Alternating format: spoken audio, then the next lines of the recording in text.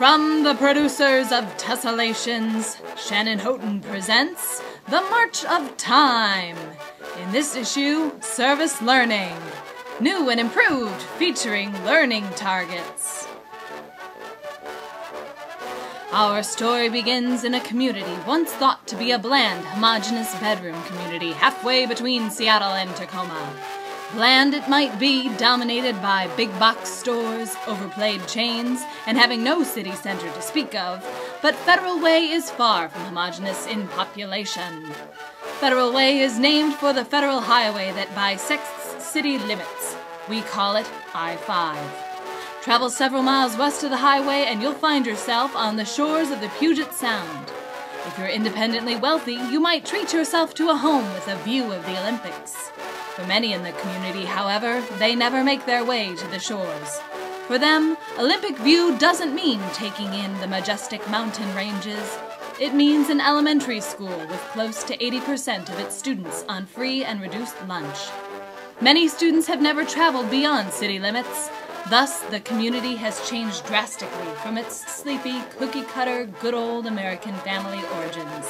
For example, there are now large numbers of Hispanic and Black families, yet the only non-white racial group frequently acknowledged is the Asian population. It's as though these community members simply don't exist in many people's minds, or are quickly pushed from thought. As is sometimes found in high-poverty areas, students in Federal Way move. A lot. Many students in Federal Way move yearly, some multiple times in a year, yet schools are only now beginning to address the issues that accompany such transience in their populations. Now at Silver Lake Elementary, this trend is seen in the fact that several hundred students transfer into and out of its ranks each year. In a school of 500 children in grades K through 5, this makes up a large portion of the school body. So many students had the experience of being new students at Silver Lake. Student teacher Shannon Houghton realized this when she developed her theme literature unit, centered on the concept of handling the challenges of starting over. In many cases, this theme loaned itself nicely for pieces of writing used in class lessons, such as Tadpole, the story of a family in Appalachia who take in their abused cousin who needs a home, or Jake Drake Bully Buster, the Josephina story quilt, and the Great Gilly Hopkins. Or such as Poppy, the heartwarming tale of a mouse who deals with the death of her fiancé by finding a new home for her family. Students quickly attached a variety of situations to the theme of handling the challenges of starting over, not simply the idea of moving from one home to another. Some identified starting over as breaking a bone and starting over in physical therapy. Others talked about handling a parent's divorce and getting used to their new family structures. These students had success making connections, but getting them to express their connections in a written way was another matter. Federal Way has no writing curriculum, and most of the third grade students cannot write any more than a one-sentence response. Shannon Houghton thought it would be neato to add a writing component to service learning. In addition, it would be integrated learning, one of the 7 elements of high-quality service learning.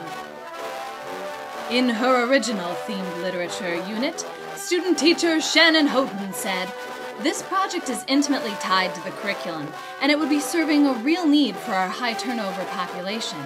She continued, "Although my class is inexperienced with producing pieces of writing, the fact that they'll have a real, tangible audience will hopefully drive their motivation as well as the quality of their work."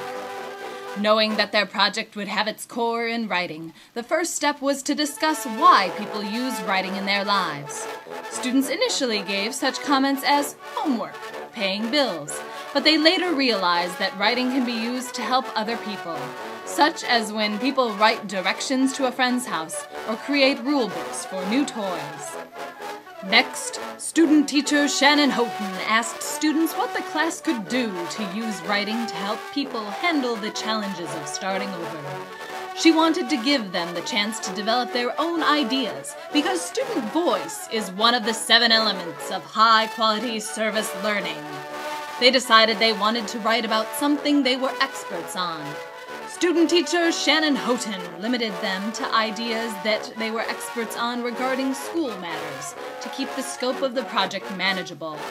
They brainstormed ideas such as how to find the gym, what to do when the swing set is full. The answer: count to 100, then kick the current swinger off. Some students wrote essays about when they first arrived at Silver Lake. Others wrote book reviews of texts that they connected to the theme of handling the challenges of starting over. Again, because student voice is so important, student teacher Shannon Houghton also allowed the students to pick the top 3 things they were experts on. Using this information, she divided the topics among the students. They wrote rough drafts of their expert papers, and then began discussions of how they could share these expert papers. Some students went so far as to say they should call themselves student experts, and have walkie-talkies at recess to help people who are unsure of recess procedures. They eventually decided that they would put together a new student handbook.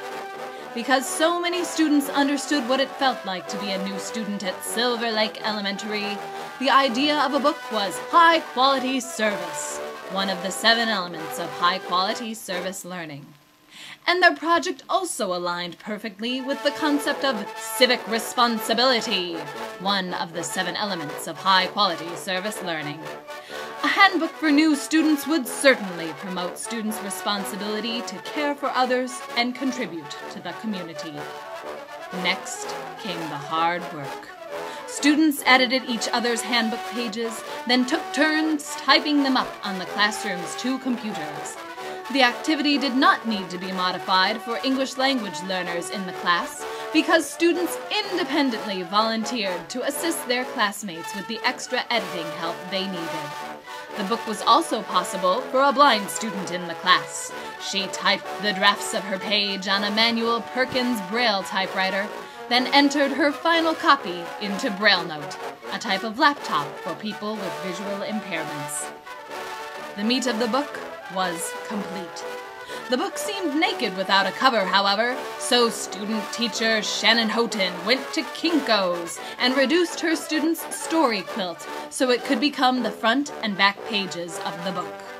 The story quilt contained golden lines from books around the theme of handling the challenges of starting over.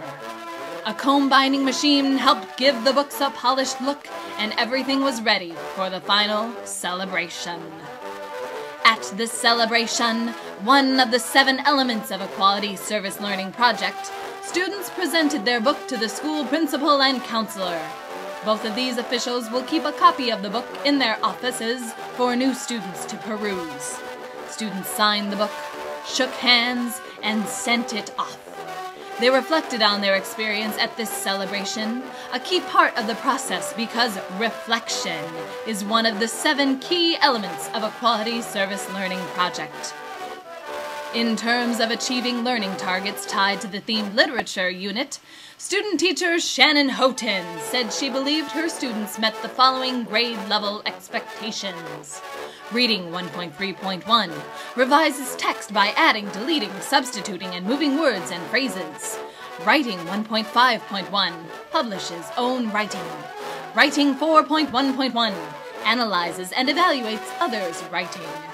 Communications 2.1.1 selects language that is respectful of others' feelings and rights. Reading 4.2.1 evaluates authors and books to select favorites, and many more. Is she correct? Was this undertaking a successful venture? What will become of the evaluation? One of the 7 elements of quality service learning. Only time will tell. And remember, time marches on. Thank you.